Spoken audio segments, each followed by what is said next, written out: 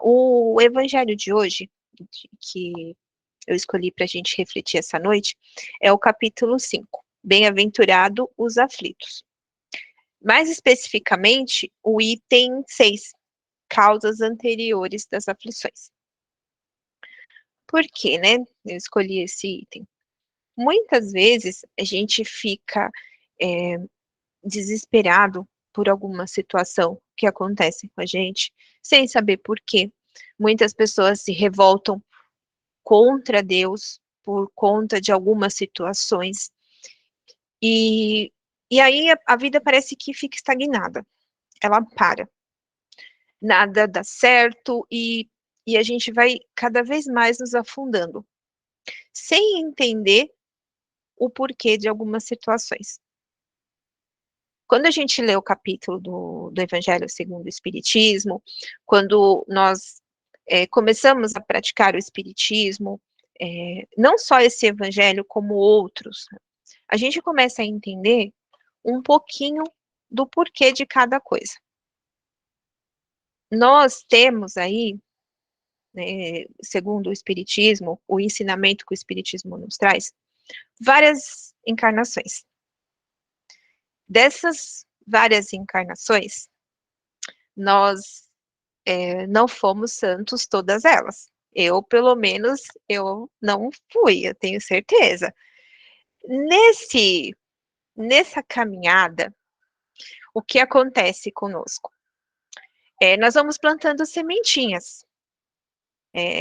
E aí, certamente a colheita vem.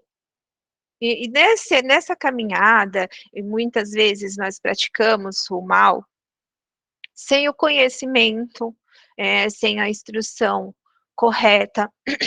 Isso não significa que esse mal que nós fizemos, mesmo sem instrução, mesmo sem orientação, que ele não vai causar um dano para alguma pessoa. A gente não está falando dessa vida, vamos supor que a gente passe essa vida toda dentro do espiritismo, praticando bem, sendo uma pessoa reta, uma índole correta. A gente está falando das causas anteriores. O que a gente fez até chegar aqui?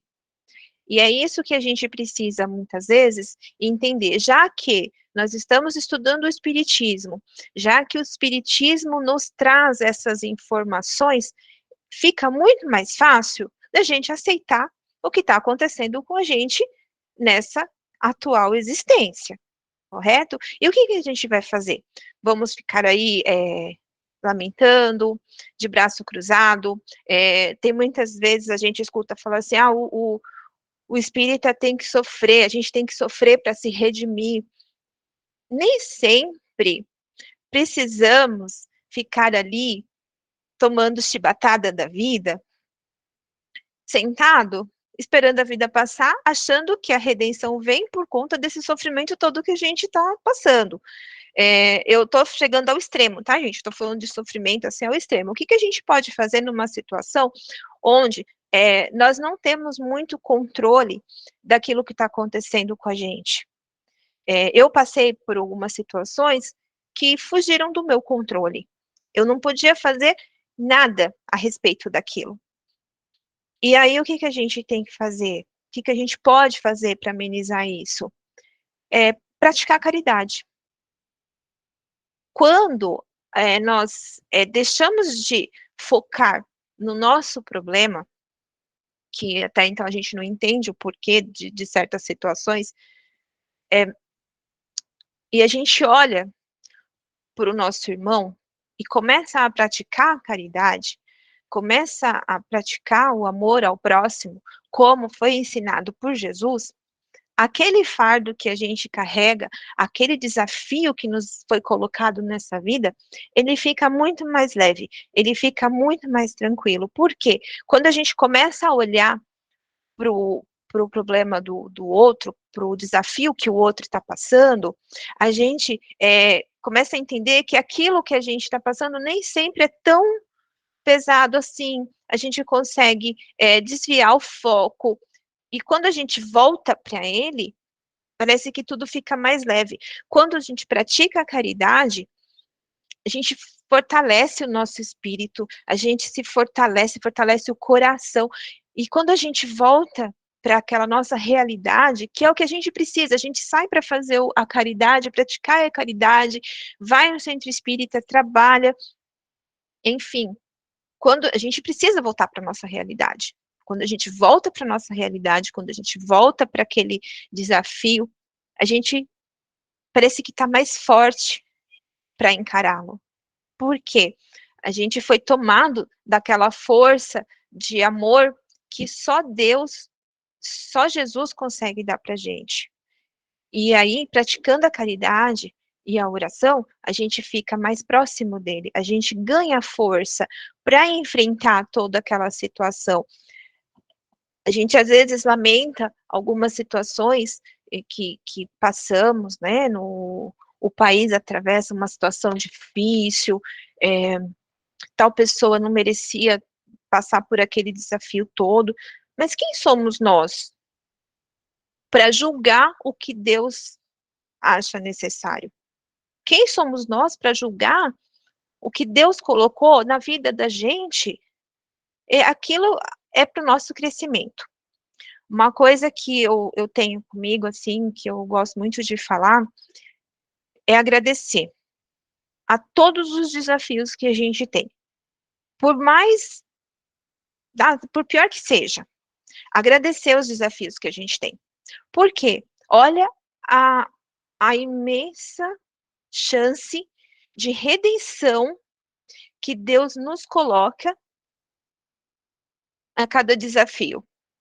E a cada desafio que a gente atravessa, cada momento de dificuldade que a gente passa, quando a gente passa com ele, nesse momento com Deus, pode, pode ter certeza, a gente sai mais forte. Todos os desafios, sem exceção, olha, eu vou dar meu testemunho aqui agora.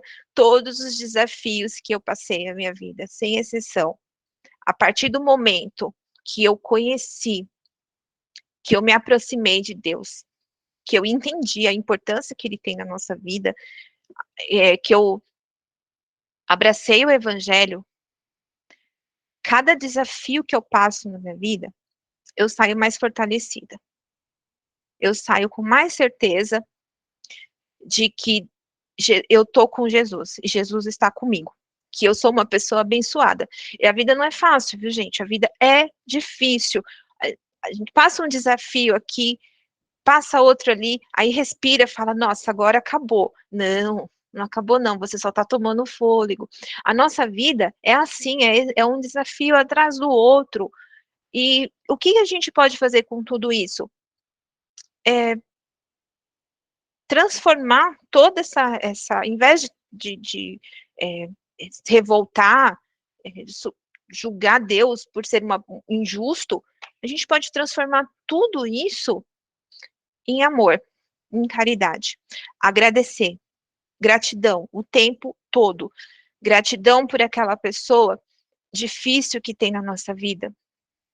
Gratidão por, até mesmo por, eu falo, né, que eu passei, assim, por um momento difícil aí de saúde, né, com um ente familiar meu, e agradecer isso, a oportunidade que essa pessoa teve de se redimir. É difícil no momento que estamos ali passando pela dificuldade, né? É complicado, a gente fica sem entender por que a pessoa está passando por aquilo, por que estamos passando por aquilo. Mas quando a gente tem fé em Deus, que ele não faz nada em vão, a gente tem aquela confiança, sabe?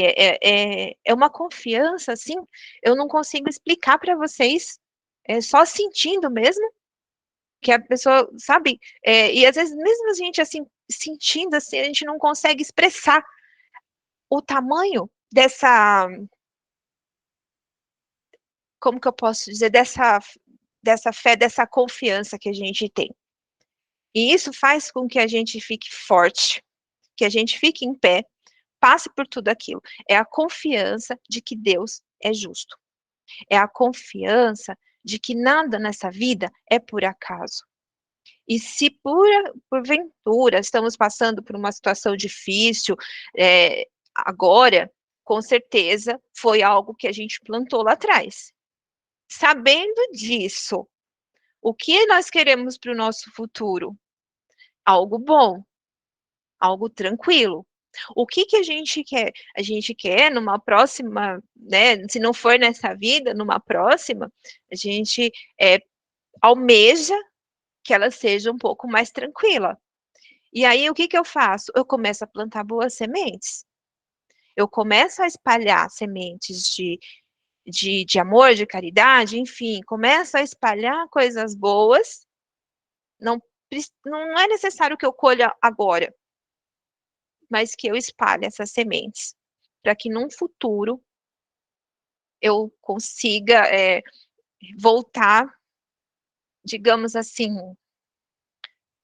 um pouco mais tranquila, enfim, não sei se dá para usar essa palavra, mas a gente sabe que por algum motivo ou outro plantamos alguma coisinha lá atrás que não era muito bem o que a gente esperava colher agora. Mas não adianta a gente reclamar. É, lógico, não lembramos. Não sei o que eu fiz, como assim? Você está falando aí, falando que eu estou colhendo o que eu plantei. Eu não sei o que eu plantei. A gente não sabe mesmo, não tem como. Vida passada, passou, a gente não tem como. A gente tem aí a bênção do esquecimento, né? Que é uma bênção. Imagina só se a gente lembrasse de tudo que a gente praticou de ruim nas vidas anteriores. Ou a gente ia viver em depressão, ou a gente se matava, porque a consciência ia pesar muito. Então, já que a gente não tem essa certeza do que aconteceu, a gente tem uma coisa que ninguém pode tirar da gente, que a gente tem a confiança em Deus. Isso ninguém pode tirar. Então, se você confia que Deus é justo, automaticamente você vai entender que o que a gente está passando agora é justo. Então, o que que a gente faz? Aceita, transforma tudo isso em amor e vai trabalhar em prol ao próximo. Porque se a gente fica com os braços cruzados, coitado de mim, eu estou sofrendo, eu não merecia passar por isso, ou então, não, eu sou espírita, eu tenho que sofrer mesmo, e passa a vida toda de braço cruzado, só naquele sofrimento, naqueles sofrimentos, não vai levar a gente a nada. A única coisa que vai acontecer é voltar. Então vamos lá. Vamos começar tudo de novo para ver se você faz alguma coisa com esses ensinamentos que a gente está te passando. A partir do momento que a gente, tá, tô sofrendo, nossa, tá difícil a vida, hein, tá complicado, mas vamos lá, vamos praticar o que Cristo nos ensinou. Vamos levantar, vamos ajudar o próximo, e não precisa fazer grandes coisas, não. Muitas vezes a gente às vezes fala, não, mas entrar numa ONG, né, abrir uma ONG, fazer. Não, às vezes só de conversar, só de ouvir alguém, a gente já está praticando a caridade. Quantas vezes a gente fica se lamentando? Mas olha, eu ligo para fulano, fulano não atende. Poxa vida, olha, ligo lá, ninguém atende, mando mensagem, não responde e tal. Aí daqui a pouco o telefone toca, aí você pega e desliga o telefone. Essa pessoa eu não quero atender, não. Quantas vezes a gente já fez isso? E justamente aquela pessoa, ela está precisando conversar, ela está precisando de uma atenção. Às vezes é difícil, né? Tem pessoas assim que você fala, nossa, mas ela vai falar, e a gente não pratica a caridade. A gente perde a oportunidade. É uma oportunidade que nós temos de ouvir, de ajudar, em vez de ficar se torturando porque outra pessoa está fazendo a mesma coisa com a gente. Imagina só, eu estou aqui esperando alguém correndo atrás de alguém, ligando para uma pessoa, tal, e essa pessoa não atende o telefone. Aí essa daqui tá ligando para mim e eu faço a mesma coisa que tá fazendo aqui. Eu desligo o telefone, eu não atendo. Então, mudar o ciclo, né? Mudar um pouco essa condição. Dar atenção para quem precisa. Tem uma pessoa que está precisando da minha atenção, tem uma pessoa que está precisando falar. Então, para a gente praticar a caridade, a gente não precisa ir muito longe. Basta a gente olhar para o lado. Né? E esse evangelho da noite, eu queria só, já está quase encerrando, mas tem uma parte aqui do Santo Agostinho, que ele fala assim, né?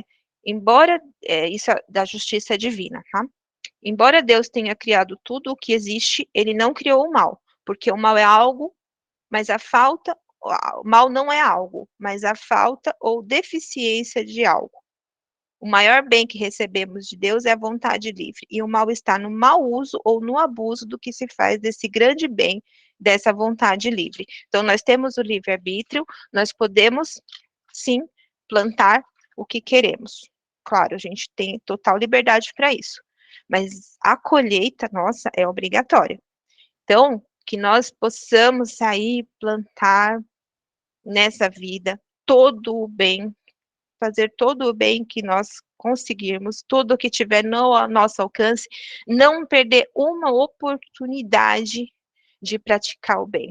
E nós temos muitas oportunidades de praticar o bem, muitas. Todos os dias, sem exceção, nós temos a oportunidade de praticar o bem. Basta voltarmos os olhos para isso, praticar o bem. A gente precisa voltar os olhos para o próximo. Aí a gente consegue praticar o bem todos os dias, por menor que seja. Cada atitude mínima que for é válida. Tem uma frase que a gente encerra o evangelho de hoje, é assim: pelas bênçãos e oportunidades de crescimento que nos é concedida, pelos desafios colocados em nossos caminhos. Vamos agradecer a Deus por tudo isso. Quanto maior o desafio, maior a redenção, né, gente? Então, assim, o amor, ele cobre uma porção de pecados. Então, não vamos tentar nos redimir pelo sofrimento, e sim pelo amor, que aí a moeda vale mais, tá certo? Gente, obrigada aí pela oportunidade dessa reflexão. Refleti muito na minha vida, vocês não têm noção. Obrigada, viu, gente? Boa noite para vocês, fiquem com Deus e vamos continuar aí com o nosso trabalho da noite.